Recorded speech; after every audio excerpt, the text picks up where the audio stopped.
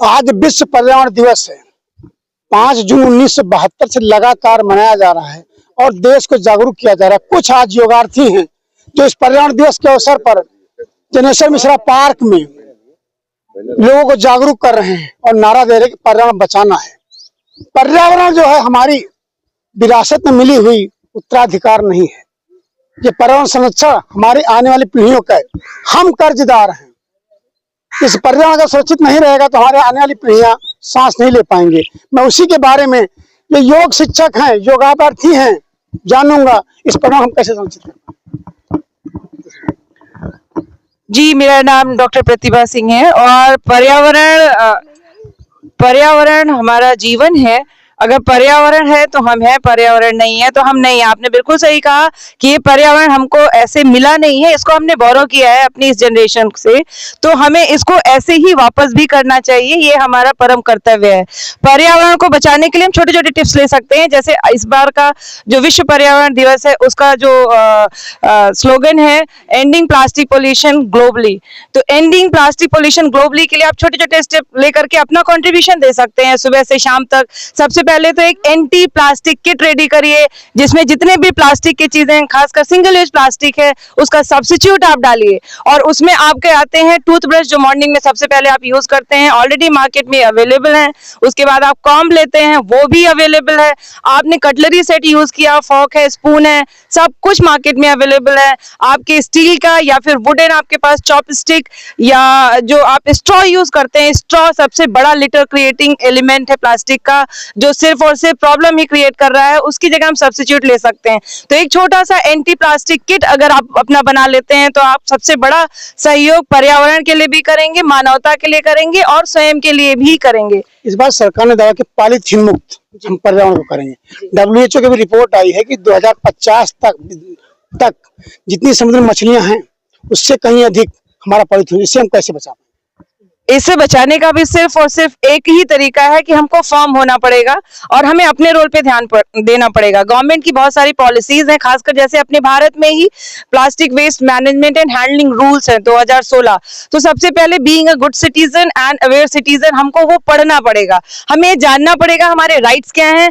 Polythene अगर हमें दिख रही है तो इसको किस किस की जिम्मेदारी है, हमारे साथ साथ कि कौन इसको उठाने के लिए जिम्मेदार है, जो क्रिएट कर रहा है EPR के तहत, जो लोग इसको मैन्युफैक्चर कर रहे हैं, जो मार्केट में आपके ब्रांडेड जो पैकेट्स वगैरह आ रही प्लास्टिक की, ये उनकी रिस्पॉन्सिबिलिटी है, एक्सटेंडेड प्रोड्यूसर्स रिस्पॉन्सिबिलिटी। जो भी मैन्युफैक्चरर है, जो भी लेबरर है, जो भी ओनर है, उन सबकी जिम्मेदारी होती है कि इसकी रिसाइकलिंग हो। लेकिन ये हमें नहीं पता होता है। हम भी उसमें क्या करते हैं कि 2-4 पन्नियां और ला करके थ्रो कर देते हैं कि जब कोई नहीं मान रहा है तो हम ही क्यों इतना सोचें। लेकिन हमें ज्ञात है ये पॉलीथीन जो हमारे लिए स्वास्थ्य के लिए, भविष्य के लिए आने वाली पीढ़ी को नुकसानदायक है। लेकिन ये जहां से उत्पादन होता है, अगर सरकार चाहे उत्पादन ही बंद कर दे तो मेरे पास नहीं पहुंचेगी। जब नहीं पहुंचेगी तो प्रदूषण नहीं फैलेगा। सरकार ऐसा रोल क्यों नहीं उठा? देखिए, सरकार अपना काम कर रही है। सरकार, चूंकि मैं इंडिविजुअल हूं तो इंडिविजुअल वाली बातें ज्यादा समझती हूं। मुझे ये लगता है कि पॉलिसी बन गई और पॉलिसी को इन्फोर्स किया भी जा रहा है, रूल्स को, लेकिन उसको डंडा मार के जिसको कराया जाए, तो हम अपने घर में ही देख सकते हैं कि अगर हम डंडा मारते हैं तो हमारा बच्चा कितनी हमारी बात को समझेगा। लेकिन उसी चीज को अगर उसके दिमाग में हम बैठा ले जाते हैं तो उन चीजों का हमारा घर उस तरीके से हो जाता है। तो यही चीज हर जगह है। आपने अगर चाहे वो मैन्युफैक्चरर के, और मैन्युफैक्चरिंग के लिए भी कंडीशन है। अगर आपकी 120 माइक्रोन से बड़ी थिकनेस से ज्यादा की पॉलिथीन है मार्केट में, तो वो मैन्युफैक्चरर्स बना सकते हैं और वो जो आती है उसकी प्रॉपर रिसाइकलिंग के लिए वो जिम्मेदार भी होते हैं। लेकिन उससे कम वाली है सिंगल यूज प्लास्टिक। घर का कोई बच्चा जो बिगड़ा हुआ है, वो चोरी चुपके कर रहा है, तो कहां तक आप पकड़ेंगे? शायद ऐसी स्थिति होती हो क्योंकि वो चीजें मार्केट में नहीं आनी चाहिए। तो उस हिसाब से गवर्नमेंट अपने जगह पे सही है, वो काम कर रही है। हमें देखना है, अगर हमको वो चीज दिख रही है तो कहां से आ रही, हमें अगर पता चल रहा है तो उसके लिए हम भी प्रयास कर सकते हैं कि नहीं आना चाहिए। इस तरीके के। मेरा नाम कृष्णदत्त मिश्रा, योग आचार्य और लामार्टिनियर। आप पर्यावरण दिवस के अवसर पर लोगों को जागरूक कर रहे हैं, क्या संदेश देना चाहेंगे? देखिए, अभी आने वाला योग दिवस 21 जून को है और जब तक पर्यावरण स्वच्छ नहीं रहेगा तो आप सांस अच्छी नहीं ले सकते हैं, ना अच्छी सांस दे सकते हैं। क्या संदेश देना चाहेंगे लोग जो है कि जैसे पेड़ लगाएं, जैसे पिछले बार मोदी जी का नारा था, एक पेड़ माँ के नाम। लोगों ने खूब पेड़ लगाए, लेकिन जिस पेड़ को जिस तरह से माँ बच्चे को जन्म देती है, जब तक वो बड़ा नहीं हो जाता है। उसका लालन पालन वो किस तरह से करते हैं आप समझ सकते हैं सर, क्योंकि आप एक पिता हैं सर। अगर हम उसी तरह से जिस पेड़ हमने माँ के नाम लगाया, जो वृक्षारोपण कर रहे हैं, उसी बच्चे का लालन पोषण करेंगे तो हमारा वायुमंडल कैसा है? वायुमंडल बहुत अच्छा होगा, लेकिन वो आपकी बात बिल्कुल सही है। संरक्षक करता जो है वो ज्यादा लाभदायक है, क्योंकि संरक्षण ही जो है जीवन का आधार है। आप पेड़ लगाए हैं, घर बनाए हैं, कुछ भी चीजों का संरक्षण करना ही उसकी प्राथमिकता है। तो हम और आपका ये दायित्व बनता है। केवल सरकार या अभी मैडम ने बताया जैसा कि ये दायित्व तो सिर्फ और सिर्फ ये कह देना कि हमने इसका संगठन बना दिया है और वो हो जाएगा, उसको इम्प्लीमेंट कर दिया जाएगा, ऐसा कागजों में खाली नहीं हो सकता है। इसको जमीन पे उतर के हमको करना पड़ेगा। विश्व पर्यावरण दिवस के अवसर पर आपके क्या सुझाव है पब्लिक के लिए? विश्व पर्यावरण दिवस पे यही सुझाव है, प्रत्येक भारत के नागरिकों को ये सोचना चाहिए कि हमारा भारत जो है किस प्रकार से सुंदर हो। हम इस पार्क में आते हैं, अगर हम यहाँ योग रोज करते हैं तो यहाँ भी कहीं बिखरी हुई बोतल या वो है, उसको हम एकत्रित करके उसको उसमें डस्टबिन में डाल सकते हैं। और यहाँ पे तो बिल्कुल मना कर देना चाहिए कि कोई भी प्लास्टिक का सामान आप उसमें नहीं लाएंगे। अगर लाएंगे भी तो अपने साथ एक थैला लाएंगे और उसमें सारी चीजें आप रखेंगे। ये पार्क में सर कब से योग कर रहे हैं आप? यस पार्क में हम लोग काफी सालों से योग कर रहे हैं और संरक्षित लोग जो है इस भावना से कर रहे हैं कि लोगों को इस बार वन पृथ्वी वन हेल्थ का ऑप्शन है और थीम है, और इसी थीम के तर्ज पे ये पर्यावरण को भी रखा गया है। ये पार्क जिस तरह से बना हुआ बच्चों के साथ साथ, इसका श्रेय किसको जाता है, किसी ने आपको जानकारी? देखिए, ये जो भी बनाया है, हम ये कहते हैं कोई भी संरक्षित व्यवस्था बनाया है वो उसका अधिकारी है, धन्यवाद का पात्र है। और मैं जानता हूं समाजवादी पार्टी ने इसको बनाया है, लेकिन ये बहुत ही अच्छा पार्क है, पूरे लखनऊ के लिए संजीवनी है। और ये संजीवनी अगर जिसने भी अच्छा कार्य किया है तो उसकी सराहना करिए, कोई भी पार्टी का हो। मायावती जी ने जिस प्रकार से लखनऊ को बनाया है वो भी एक सराहनीय कार्य है, लेकिन अब बीजेपी का कर्तव्य है या और लोगों का कर्तव्य है, हम नागरिक का कर्तव्य है, ये हमको नहीं देखना है यहाँ कि हम जब किसी पार्टी या किसी उद्देश्य से चल रहे हैं तो हम सभी का दायित्व बनता है इसको संरक्षित करने का। आपको लगता है जिस तरह से ये पार्क बना हुआ जहाँ कुछ घने प्रदेश है, जैसे कानपुर के बाकी प्रदेश है, तो वहाँ ऐसा बनने चाहिए नहीं बनने चाहिए? बिल्कुल बनने चाहिए। हम तो कह रहे हैं कि रेलवे की बहुत भूमिका है इसमें। अगर रेलवे की आप तमाम जमीन देखेंगे वो कूड़ा करकट से भरी पड़ी है, उसको ये सरकार को ध्यान देना चाहिए। खासकर जितनी भी सरकारी संपत्ति है उस पे अवैध कब्जे को हटाना चाहिए। जैसे आज अकबरगंज का हमारे योगी आदित्यनाथ जी ने हटाया, उसका स्वरूप जाके देखिए, वो पार्क आप देखने लायक रहता है कि किस प्रकार से है। तो दूसरा सवाल है, बहुत छोटा सा सवाल है।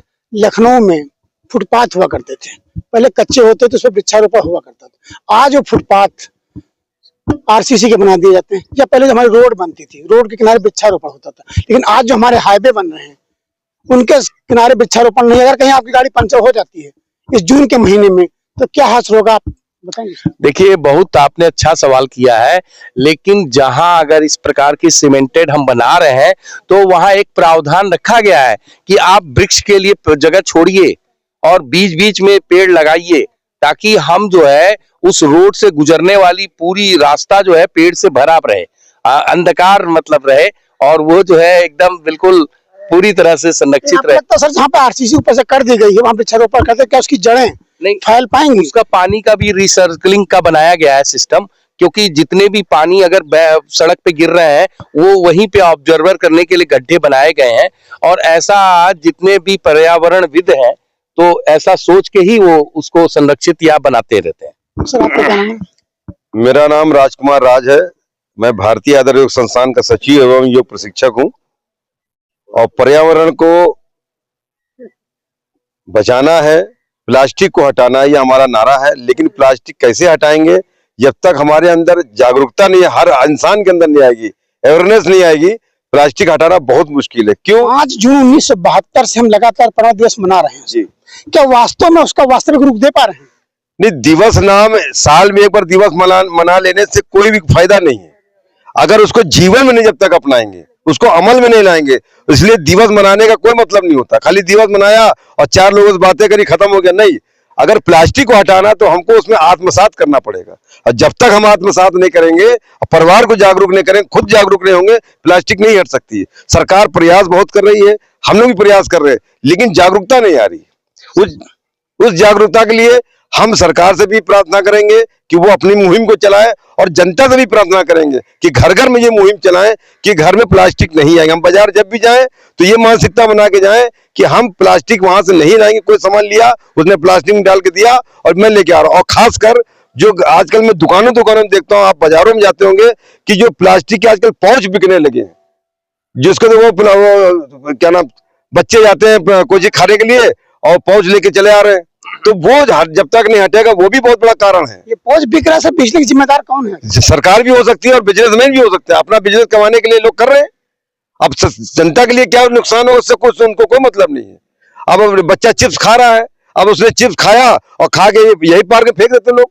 लेकिन उस बच्चे को, माँ बाप को भी चाहिए, माता पिता को चाहिए कि अगर बच्चा चिप्स खा रहा है उसको डस्टबिन में कहाँ डालना चाहिए। राजकुमार जी, मैंने सुना गुणों की खाना, आपको बढ़िया योग आता है, बढ़िया गायन कर लेते हैं, हष्ट पुष्ट हैं। आपको मतलब पर्यावरण दिवस के ऊपर कुछ 2 लाइन सुनाना चाहेंगे सर? किसी गिरते को उठाए तो कोई बात बने, किसी रोते को हंसाए तो कोई बात बने, किसी गिरते को उठाए तो कोई बात बने। इस पर्यावरण दिवस मैडम आपका क्या संदेश है? हमारा ये संदेश है कि इसकी शुरुआत हम लोग अपने से, खुद से करनी चाहिए, अपने घर से। बच्चों को, छोटे बच्चों को शुरू से बताना चाहिए कि प्लास्टिक कितनी हम लोग को हार्मफुल है, तो बच्चों को ये बताएं और उनको वो लेने ही ना दे वो चीज कि जिससे उनका स्वास्थ्य खराब हो। आगे बहुत लोगों को दिक्कतें हो रही है, पर्यावरण हमारा खराब हो रहा है, लेकिन लोग इसको समझ नहीं पा रहे हैं अभी तक। हमारे जानवर मर रहे हैं, हमारे ये पानी में जा रहा है प्लास्टिक, मछलियां मर रही हैं, गंदगी फैल रही है। यहाँ तो पार्क में आते जगह जगह सुबह से आओ तो कूड़ा ही दिखता है। तो इसको सबसे पहले तो ये पार्क का वो करना चाहिए कि यहाँ के लोगों को पहले से चेकिंग हो, गेट से हो कि बॉटल, इतनी भीड़ आती शाम को, बॉटल वाटर या तो अपना, सच आपने बताया कि एक थैला रखे साथ में, उसमें डाल के रखे अपना कूड़ा और वापस अपने घर ले जाए, उसको जहाँ रिसाइकिल होता है वहां पर डालें। सर आप इस पर्यावरण दिवस को क्या? आपका धन्यवाद, आपने ऐसी चीजों को यहाँ पे लोगों का न्यूज कवर करने के लिए हम लोग को पूछा है।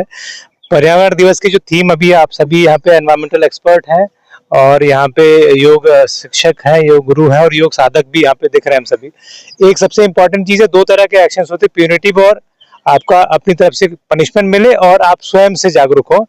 तो सबसे इम्पोर्टेंट चीज है कि सरकार का अपना रोल है, वो सरकार अपना रोल करती है, लेकिन हमें अपनी तरफ से कितना जागरूकता रखना चाहिए। जैसे हम अपना बताते हैं कि हमने 2018 में जो 15 अगस्त का दिन था, उसी दिन हमने शपथ ली कि हम सिंगल यूज प्लास्टिक से अपने आप को मुक्त करते हैं, इंडिपेंडेंट करते हैं। और उसके बाद से हमारे परिवार में और हमारे जो मिलने वाले लोग हैं उनको हमने ये संदेश देना शुरू किया। साथ में मैं आपको कुछ दिखाना चाहूंगा। हमारे पास जैसे ये हमने ये कॉटन का थैला दिख रहा है। इस कॉटन के थैले में ये, जिसे हम लोग लेके कहीं चलते हैं या मार्केट में चलते हैं तो झोला लेके चले।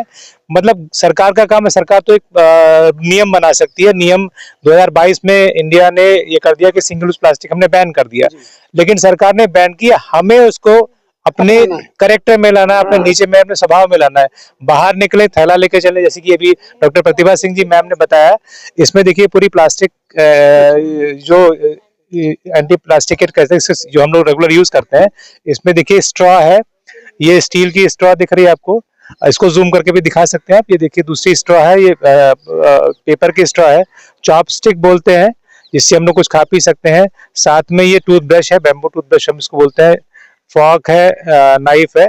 ये सारी चीजें हम अपने साथ रख के चल सकते हैं। जैसे हम इतना बड़ा मोबाइल लेके चलते हैं 100 से 150 ग्राम का, कहीं भी निकले तो ये जो हमारी डेली यूज की किट है, इसको साथ में लेके चले तो सबसे उसका वो होगा कि आपके पास जो एक बार यूज करके थ्रो करने वाली चीजें हैं, वो उनका नंबर ऑफ टाइम्स यूज नहीं होगा और ये आपके पर्यावरण को भी सेव करेगा। तो यूज ऑफ थ्रो प्रवृत्ति से बचना है। और एक इंपॉर्टेंट चीज, जैसे मैडम ने कहा था जनलक्ष्मी मिश्रा पार्क में गंदगी इतनी होती है, देखिए आपके सामने उधर दिख रहा है वो सज्जन, वो हम लोग डेली उनको उतनी मेहनत करनी पड़ती है, उसको उठाना पड़ता है। अगर हम इसको थ्रो ही नहीं करते हैं तो हमें इसकी जरूरत नहीं पड़ेगी। और ये केवल और केवल सबसे अहम है कि पब्लिक को जागरूक होना पड़ेगा। और हम लोग यहाँ सारे लोग सुबह सुबह इकट्ठा हुए हैं, तो ये संदेश जनता को, हमारे जो छोटे छोटे बच्चे हैं, यहाँ दिख रहे हैं, ये बच्चे आए हैं और ये बच्चे इस चीज को जो है मतलब समझेंगे तो आगे आने वाली जनरेशन को बताएंगे, अपने साथियों को बताएंगे, अपने परिवार को बताएंगे। और एक ये डॉक्टर प्रतिभा सिंह जी ने जो अभी ये जिस किट को दिखा रहे थे, ये उन्हीं के तरह लिखी गई पुस्तक है। इसमें पब्लिक के साथ साथ पूरे गवर्नमेंट का या जो पब्लिक प्लास्टिक मैन्युफैक्चरर्स हैं, सबके रोल्स डिफाइन किए गए हैं कि किसका क्या काम है।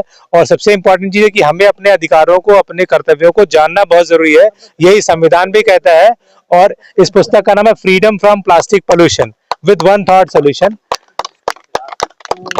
तो प्लास्टिक पोल्यूशन से हमें फ्रीडम मिलनी बहुत जरूरत है, क्योंकि आज की डेट में हर घर में, हर समाज के दूसरे उसमें कैंसर या तरह तरह की बीमारियां हो रही है।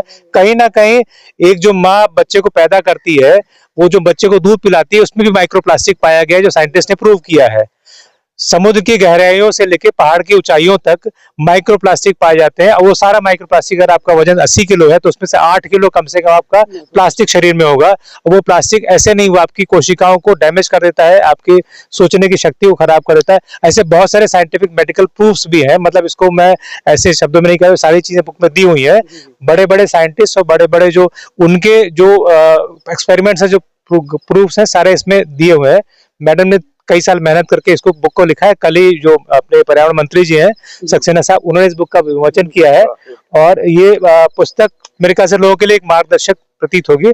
हम सभी से फिर से इस पर्यावरण दिवस पे आग्रह करते हैं कि जो विश्व एक सोच रखता है, भारत उसमें हमेशा अग्रणी भूमिका निभाता है। हमारे जो पीएम साहब मोदी जी हैं, तो उनके क्षेत्र में हम लोग भी अपना योगदान करें। इतना ही करें कि हमें सिंगल यूज प्लास्टिक नहीं लेना है। और आज हम इसकी शपथ लेंगे, इस मंच के माध्यम से, आपके माध्यम से एक शपथ लेंगे। कम से कम आज की डेट से हम ये ठान लें कि हमें सिंगल यूज प्लास्टिक को नहीं यूज करना है। अगर हम शुरुआत करेंगे, अपने घर से शुरुआत करेंगे, अपने परिवार से शुरुआत करेंगे, सोसाइटी में जाएंगे, सोसाइटी से शहर में जाएंगे, शहर से देश में जाएंगे, और इतना ही कर लेंगे तो मेरे ख्याल से आपका जो एक थीम है और अपने स्वास्थ्य के लिए इसको हम सुधार कर लेंगे। मैम, आपने कोविड ये पुस्तक लिखी है, पुस्तक के अंदर क्या क्या चीजें मेंशन की? पुस्तक में अपना रोल, गवर्नमेंट की जो पॉलिसीज हैं उसके अकॉर्डिंग जितनी भी बॉडीज हैं जो प्लास्टिक मैन्युफैक्चरिंग के लिए, प्लास्टिक यूज करने के लिए किसी भी तरीके से जिम्मेदार हैं, उन सबका क्या कर्तव्य है। और उसके साथ साथ वन थॉट सोल्यूशन कि हम क्या अपने दिमाग में बता सकते हैं कि कैसे हम प्लास्टिक को अपनी लाइफ से हटा सकते हैं। प्लास्टिक के अपने अपनी डेफिनेशन ले सकते हैं। जैसे प्लास्टिक में P फॉर चाहे आपका यूज एंड थ्रो पेन है, उसको हमने कट करना शुरू कर दिया। L फॉर लंच पैक जो प्लास्टिक का, उसको कट करना शुरू कर दिया। A for all articles of plastic है, कुछ भी जो आपको समझ में आ रहा है आप उसको हटा रहे हैं। फिर S से स्ट्रॉ है, उसको हटा रहे हैं। तो अपने एक प्लास्टिक की डेफिनेशन आप बना सकते हैं। 3 कैरेक्टर हैं उसमें, शोना, मिस्टी एंड ओमी, जिसमें एक है जो प्रॉब्लम बताता है, जो कि हर इंसान की जुबान पे है कि ये समस्या है, और एक है जो उसका सोल्यूशन दे रहा है कहानी के रूप में, और तीसरा है जो उसको डिसॉल्व करते हुए कि कैसे हम सस्टेनेबल अप्रोच ले सकते हैं लाइफ में। जैसे डेवलपमेंट एंड एनवायरनमेंट का डिबेट कभी खत्म नहीं होगा, वहां जाके खत्म होगा जब ये डेवलपमेंट सस्टेनेबल होगा। आपने कोविड काल देखा, लोग ऑक्सीजन किस तरह से तरस रहे थे, लेकिन अगर हम इसी तरह से पर्यावरण पर लापरवाही करते रहे तो हमारी आने वाली पीढ़ियों का क्या हासिल हो सकता है? आने वाली पीढ़ियों के लिए सोच ही कहाँ रहे हैं आज के लोग। वो तो आज इतने परेशानी में है, उसके बाद भी नहीं सोच रहे हैं। अपने लिए ही सोच ले, इतने ही बहुत है। लोगों को सोचना चाहिए कि ये जो पर्यावरण है, ये जो धरोहर हमें मिली है विरासत में, इसको हमको एज इट इज वापस करना है। हमने बोरो किया है अपनी जनरेशन से, और अपने बच्चों को हम इतना प्यार करते हैं, लेकिन उनको सिर्फ 40 साल का जीवन दे रहे हैं। इस विषय में सोचना चाहिए, आगे बढ़ना चाहिए। उनको ऑक्सीजन भी मिलनी चाहिए, उनको प्लास्टिक फ्री एनवायरनमेंट भी मिलना चाहिए। इतना ढेर सारा माइक्रो प्लास्टिक वाली डाइट, माइक्रो प्लास्टिक वाला जो भी हमारे ओशंस में जा रही हैं प्लास्टिक्स, कहीं ना कहीं फिर ये माइक्रो प्लास्टिक के रूप में हमारे इस फूड चेन में आ रही हैं और वो हमारे अंदर जा रही हैं। तो अभी तो हम वर्क सिर्फ प्लास्टिक पे कर रहे हैं, माइक्रो प्लास्टिक तक तो हम पहुंच ही नहीं पाए हैं। मेरे साथ आगे युवा पीढ़ी भी है, युवा बच्चा वो भी है साथ में। मैं सब पर्यावरण क्या समझ रहे हैं? पर्यावरण एक ऐसी चीज है जो हम सबके आसपास है। कोई भी चीज जो हमारे आसपास है वो पर्यावरण का पार्ट है, और वो हम पे डिपेंड करता है कि हमारे आसपास की चीजें कैसी हैं।